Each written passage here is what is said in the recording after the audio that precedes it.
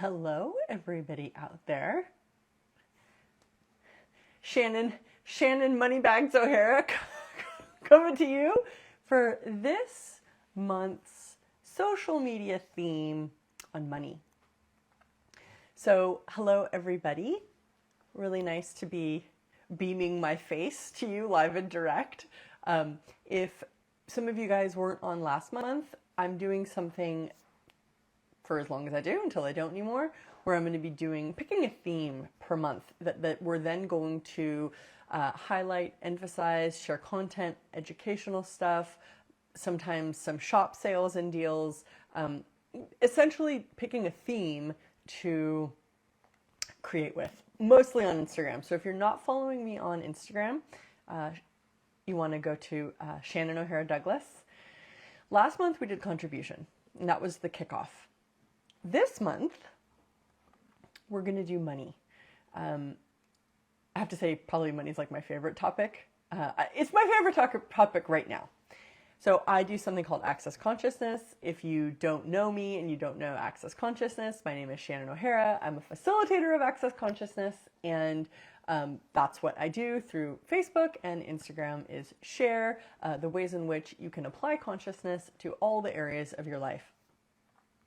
And this month is money. So we're kicking off September 1st. It's September 1st in Australia where I am right now. It's not September 1st maybe where some of you guys are in USA, Mexico, Europe. I think is just clocking over midnight. So they're just now entering into September 1st. So what does money mean to you guys? And everything that brings up, like everything that comes up for you when I say the word money. Will you destroy and uncreate all that? Right, wrong, good, bad, all nine, pod, puck, shorts, poveds, boys, and beyonds. That right there, that little end thing was the access clearing statement. I think I'm not going to go into that right now. I'm just going to assume you know what I'm talking about. And if you don't, check out Access Consciousness. They have an Instagram account, Access Consciousness. You can go to theclearingstatement.com or you can go to accessconsciousness.com to find out more. This is my phone. Those of you guys watching on Facebook and YouTube, this blob right here is my phone. So I've got Instagram right here and everyone else there. Just so you know, this is my husband's broadcasting. This is how he set up the broadcasting studio here. So obviously it's like money's big for all of us. And most people don't actually get how to have money with any kind of ease. And there's all sorts of, frankly, insanity that goes on around money in people's worlds that is the source of, sort of has its like this cascading effect that affects everything that we think we can choose, everything we think we can have, what's allowed, what's not allowed.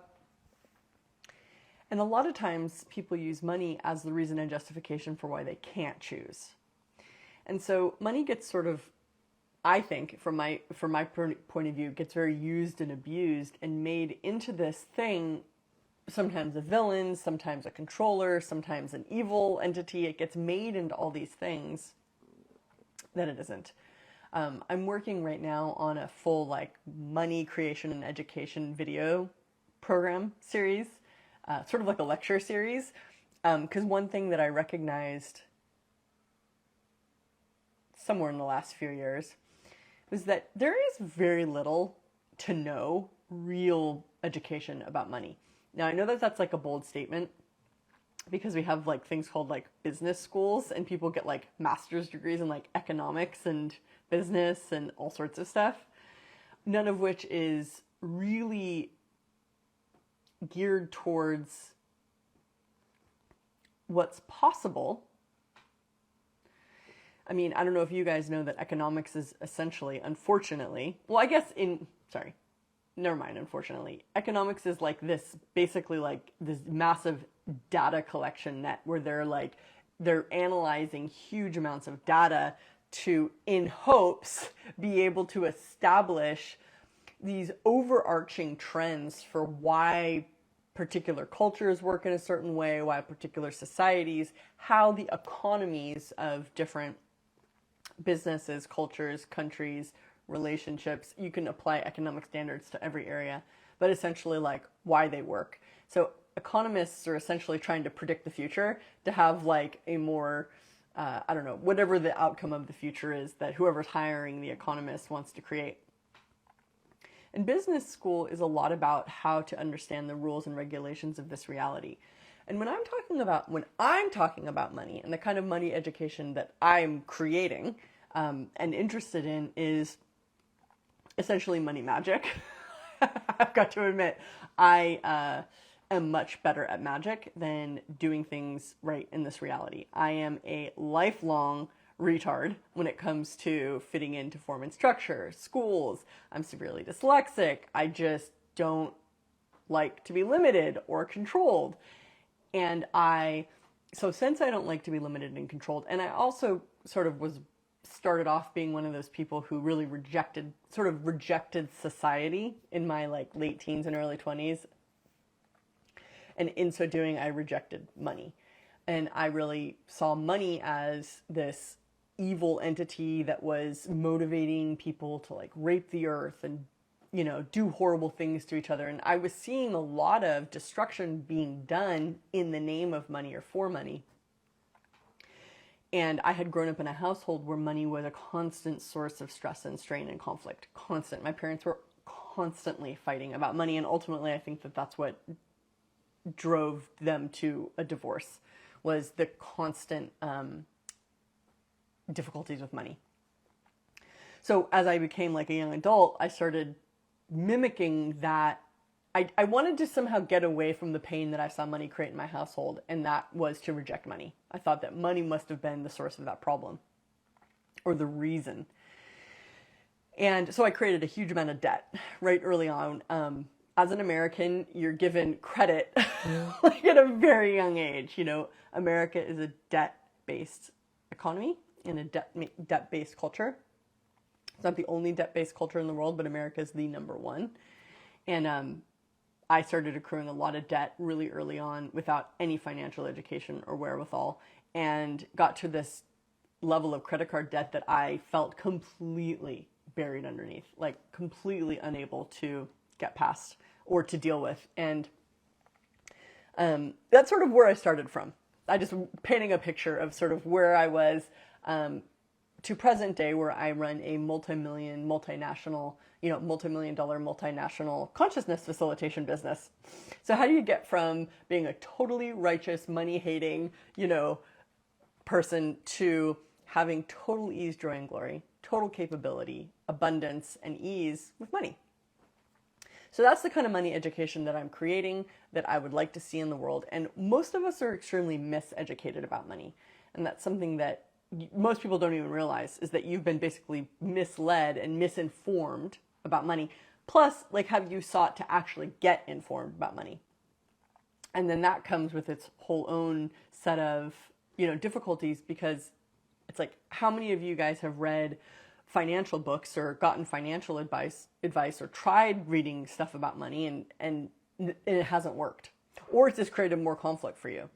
I have read many financial books and looked at getting financial advice from a lot of different people, and a lot of it has actually been incorrect, or just their point of view about what's worked for them, that they think that if you just can it's like one size fits all.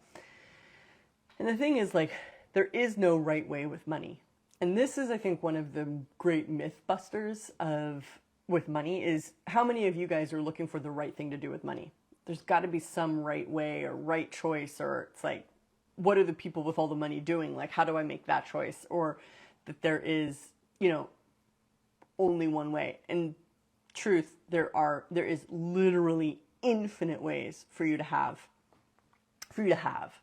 And essentially money, it's like, you have to recognize that money, when I say the word money, what that actually means is a store of value. Money was invented as a system to facilitate trade.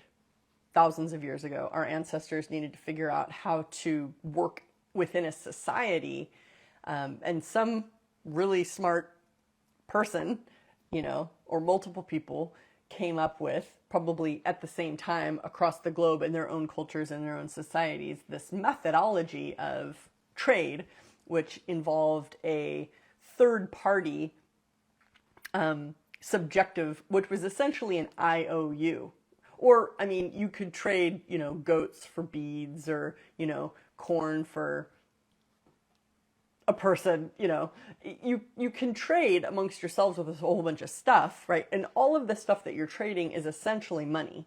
If you're trading your services, or that's your service, your talent, your skill is a form of money. It's a store of value that you can use to trade for something else. So money is a store of value, whether that's a piece of paper that says IOU, or it's a dollar note, or it's a euro note.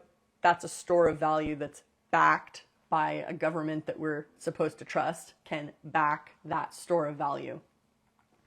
If you're just doing direct trade with your neighbor, like, hey, I'll trade you a pumpkin I see you grew a lot of cucumbers. Are you interested in trading for some pumpkins, right? So our pumpkin becomes money because we can use it to trade for what we don't have, like our neighbor's cucumbers. So money is a store of value, and it can be anything. Money can be anything that you can trade, that you can use to trade with. So it's really important to recognize that you have a lot of money, and some of us might be better at trading and recognizing the value, the store of value that we already possess. Now, can you trade, a cow, or can you trade a back massage for a first-class ticket in an airplane? Yes, but the methods and the means to get there might be way too hard. So we have this intermediary where we have this thing called fiat currencies. Fiat means paper currencies, which are now actually converting into digital currencies on computer screens. But essentially, you guys know what I mean. Like the main currency that the world tends to value and be willing to trade with right now. US dollars, Great British pounds, Japanese yen, etc., etc. Those are all conceptual, conceived currencies that have the paper has absolutely no intrinsic value. It's just the belief or the trust that we have in what that paper we can trade for that paper that we function from.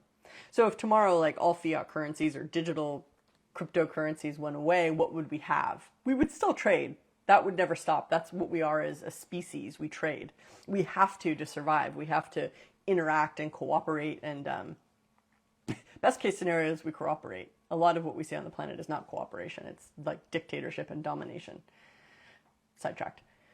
So can you get a first class, ticket on an airplane, or can you get a seat on an airplane by trading your cow? Not directly, not that easily.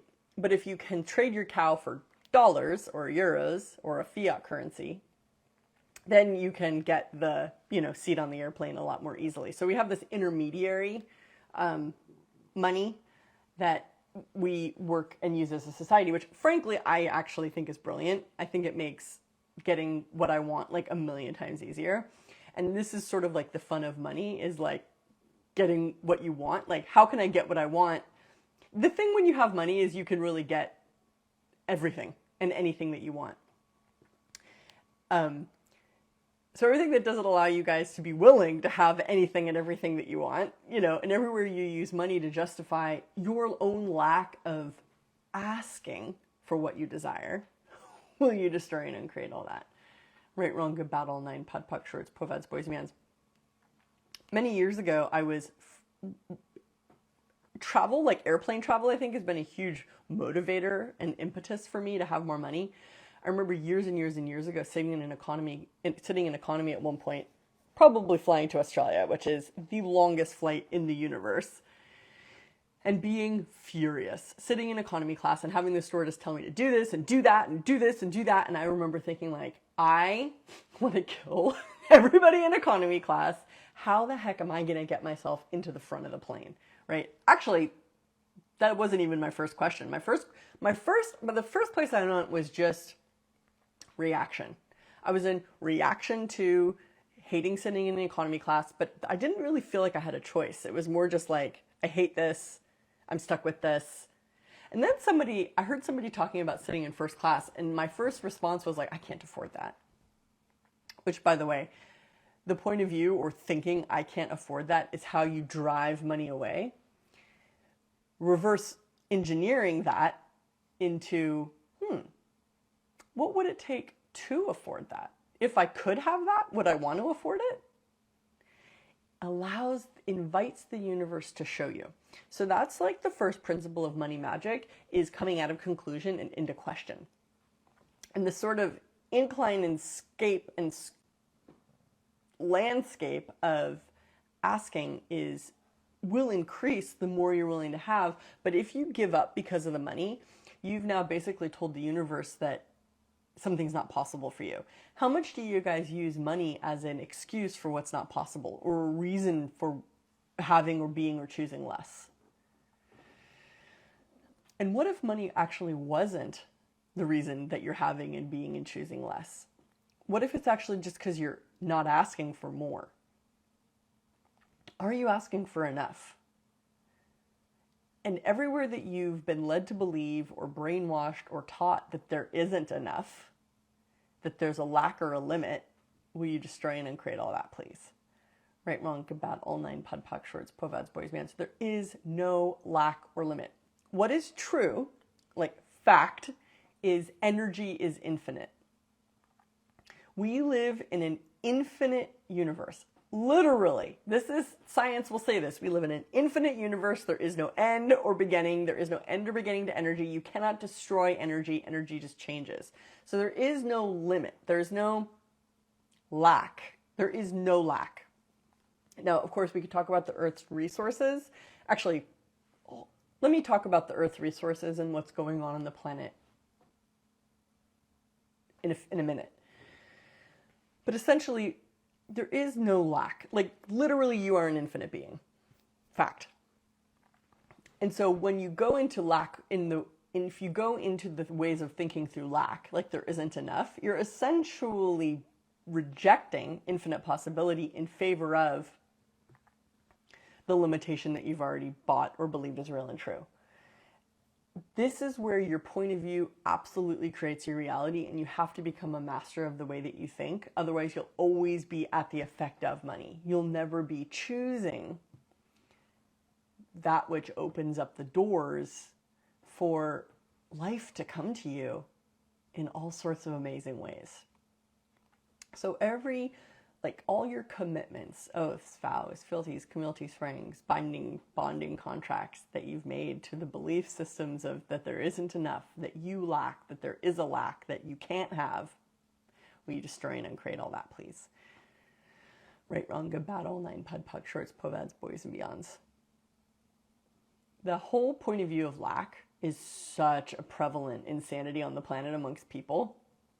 And the cool thing is, if you look at nature, for example, really, nature is what taught me about infinite possibility. Because if you look at nature, it never stops creating. Literally, it never stops creating. You can destroy it, you can set off a nuclear bomb, you can cover it with concrete, you can rape it, you can mine it, you can poison it, but it will never stop creating. Do you stop creating? So all the conclusions you've come to that have stopped your creative source and force of expansion and extrapolation and made you unnatural, will you destroy and uncreate all that, please? Right, wrong, good, bad, all nine, pod, poc, shorts, povads, boys, and beyonds. So what infinite possibility are you refusing with the other people's limitations that you're making real and true and choosing? Do you ever buy other people's points of view about what's not possible? And so everywhere that you're buying other people's points of view about what's not possible for you, will you destroy and uncreate everything you're making real and true about that isn't? Right, wrong, good, bad, all nine, pod, poc, shorts, povads, boys, and beyonds. What else is possible? One of the core ethos of Access is all of life comes to me with ease and joy and glory. And the whole point of Access is literally to get you to the point of all of life coming to you with ease and joy and glory. And so I really desire greater. I've had a very low threshold for pain and suffering in my life. So I've really been keen to use the tools to have more ease. And so what I started to do over the years was I would have to notice where I was doing a lot, not ease with money. And I had a million reasons for why money wasn't easy. I can't buy that because I can't afford it. Money's a problem. I don't want to have to pay that. I have to avoid this, that. Layers upon, how many layers upon layers upon layers upon layers of like, why there's a lack of money do you have? You destroy and create all those layers. Right, wrong, good, bad, all nine, pod, puck, shorts, poveds, boys and beyonds. And whose point of view is it that there's a lack of money? The government doesn't have that point of view. It just prints more money. Literally. That's what's going on right now with all the sort of global financial changes. Literally governments are, everybody, you guys are all, I think probably all of you guys are experiencing inflation in your cultures. The price of gas in Australia just like went up higher than ever before. It went up like 40 cents a liter. Like that's unprecedented. Inflation is just like off the hook right now, which is another reason why you need to be willing to receive more so that inflation has no impact on you. But essentially, the inflation is occurring because people are losing trust in their country-backed currencies. And that's essentially what creates inflation is they lose trust in their society, in their government, essentially. And so the government just starts printing more money, but then that has cascading flow-on effects. It's like, there is no lack of money. There is no lack. They have to print more money and to change the interest rates to adjust and manipulate the economy. But essentially, there is always an infinite flow of possibility. So I'm not talking about functioning within the economic accepted structure of this reality, which is like supply and demand. I am talking about asking and receiving. The universe is designed to listen to you. You get what you ask for. Are you asking for enough? Or what are you asking for? Number one, it's like, what are you actually asking for? When you come up against something that you truly desire, do you give up on it? Or do you ask, okay, so what would it take to have this? What would it take to sit in first class? What would it take to have so much ease with money that I could afford to take better care of myself? It's like, what would it take to have the best in life? Do I want to have the best in life? What is the best in life? Wouldn't it be cool to have enough money to actually find out what the best in life is? Do you desire greater? And are you asking for it? So that's a big key with money. You have to actually ask for it. And it could be as simple as, can I have the money now, please? So everything that comes up for you when you say, can I have the money now, please? Will you destroy and uncreate all that? Right, wrong, good, bad, all nine, pod, puck, shorts, poveds, boys, and beyonds. What is it that you believe is enough? Or even too much? And what if you got rid of the point of view and enough and too much, and were willing to just have and be more? So everything that doesn't allow more to come to you with ease, we destroy and uncreate all that. Right, wrong, good, bad, all nine, pod, puck, shorts, poveds, boys, and beyonds. So key to really getting into more money magic is asking. You have to ask. What's it going to take to have that? What's it going to take to afford that? What's it going to take to earn more money, have more money come to me with ease? Where's the money now, please? Money come, money come, money come, money come. Money come, money come, money come. So that's one part. The other part is to clear all your money rejecting attitudes and energies. Now, that can take a long time. Especially if you were raised by people who really rejected money, had a hard time with money. What was the overall attitude and energy around money in the household, in the community, or let's say the household that you grew up in? Was there a sense of generosity? Was there an ease with money? If there was, you should celebrate because yay, that's awesome that you had that. The majority of people grow up in households where money is a huge stress, strain, source of abuse, not ease, joy and glory, essentially. And how many of your parents' spoken and unspoken attitudes, beliefs, and points of view around money did you buy? That you're maybe not even realizing that you're functioning from. Who did you learn about money from? And do you want to have their financial reality? So all the points of view and energies and attitudes and stances that you learned and took on from your parents or whoever your primary caregiver was, that aren't actually working for you? Will you destroy and uncreate them now? Return to center with consciousness attached. Right, wrong, good, bad, all nine, pod, poc, shorts, poveds, boys, and beyonds. And now you're going to have to re-educate yourself. Because money actually does come with ease if you're willing to receive. And what does receiving mean to you? So everywhere that you guys believe and think that receiving equals abuse or getting stolen from or having a problem or all that, you destroy and uncreate it. Right, wrong, good, bad, all nine, pod, poc, shorts, poveds, boys, and beyonds. Money and everything can come to you with ease if you're willing to receive. Gary has often said that you know, he's coined, you don't have a money problem, you have a receiving problem. So when I heard that, I knew that I couldn't focus on money as the source or issue. I knew I had to focus on my points of view that were creating the way money was showing up in my life. Changing your consciousness, changing your point of view, getting better educated about money, and knowing that the universe is an abundant space, place, and source of possibility. I wonder what that would invite into your life. And what gifts you have available to you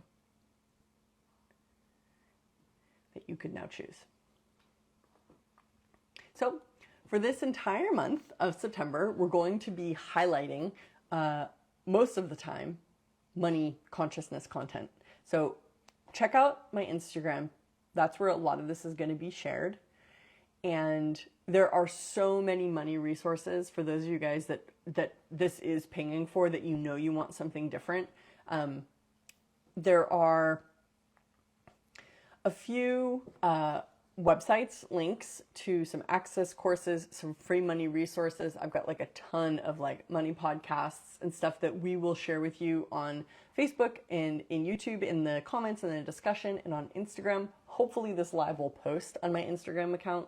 Last month it was like super glitchy and we had to not post the live. We had to repost a video. But anyways, point being, there is so many amazing resources. I'm just seeing a bunch of people in the Instagram commenting on like the How to Become Money Workbook, the Advanced How to Become Money Workbook, the Right Riches classes that me and David Kubis are now facilitating out in the world. So what would it take for all of you guys to just like have so much more ease with receiving the gifts that life can be and that the universe has to offer you? Money can be fun. Newsflash, money can be so much fucking fun, but you have to get over hating it. I think that's what I didn't say earlier. One of the primary things that creates, difficulty, one of the primary places that people function from in this reality is the hatred of money, which I can super relate to and get. Like, that's where I started too, totally hating money. But you got to be honest with yourself. Is money actually the problem? Or is it the choices that people are making? Okay, guys, so hope you enjoyed. We'll put some great links to some great resources, more for all of you guys that are interested in more, that are out there watching this live. What's it going to take for money to come to you with total ease, joy, and glory, and for you to stop rejecting what is possible and letting it show up the way it can? Money come, money come, money come, money come, money come, money come, money come, money come, money come, money come, money come, money come, money come. Thanks, guys. Bye. Goodbye.